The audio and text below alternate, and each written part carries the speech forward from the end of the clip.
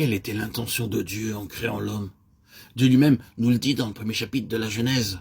Dans ce passage, nous voyons que l'homme était une créature distincte. Avant cette création, Dieu a dit, faisons l'homme à notre image, selon notre ressemblance, et qu'il domine sur les poissons de la mer, sur les oiseaux du ciel, sur le bétail, sur toute la terre, et sur tous les reptiles qui rampent sur la terre. Dieu désirait un homme, il désirait un homme pour gouverner. Dieu voulait un homme qui soit semblable à lui. Cela démontre clairement que l'homme occupe une place unique dans la création. Seul, parmi toutes les choses créées, l'homme fut créé à l'image de Dieu. L'homme que Dieu désirait était différent de toutes les autres créatures. Dieu voyait la satisfaction de son besoin par l'homme. Sa création avait besoin de quelqu'un pour la gouverner. Et pour cela, Dieu a choisi l'homme. Dieu voulait un homme pour gouverner. Et il désirait un homme pour gouverner dans un domaine particulier sur la terre.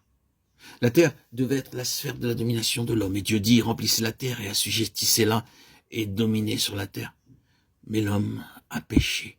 Et il est tombé sous la domination de Satan. Tout semblait alors être terminé. Apparemment, Satan avait triomphé et Dieu avait défait.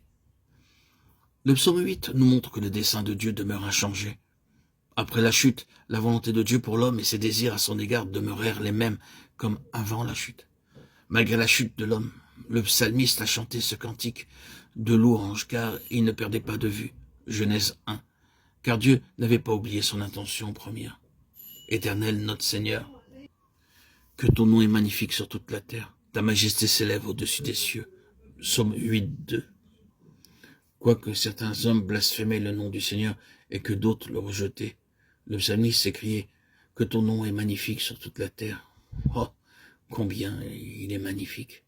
Il n'a pas dit « Ton nom est magnifique » comme s'il pouvait en exprimer toute la valeur. Il a dit « En effet, quoique je sois un poète, je ne peux pas décrire toute sa grandeur.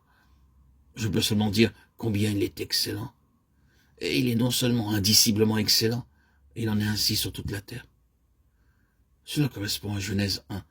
Si nous voyons le dessein de Dieu, nos cœurs seront touchés. Chaque fois que nous lirons le mot homme et chaque fois que nous lirons le mot terre. Le second verset déclare par la bouche des enfants et de ceux qui sont à la mamelle.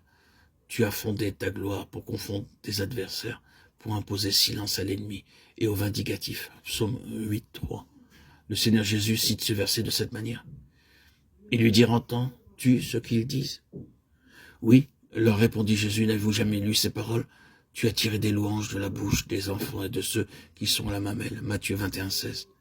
Même si l'ennemi s'évertue à faire quoi que ce soit, Dieu n'a pas même besoin d'intervenir. Un peuple d'adorateurs peut imposer silence à l'ennemi.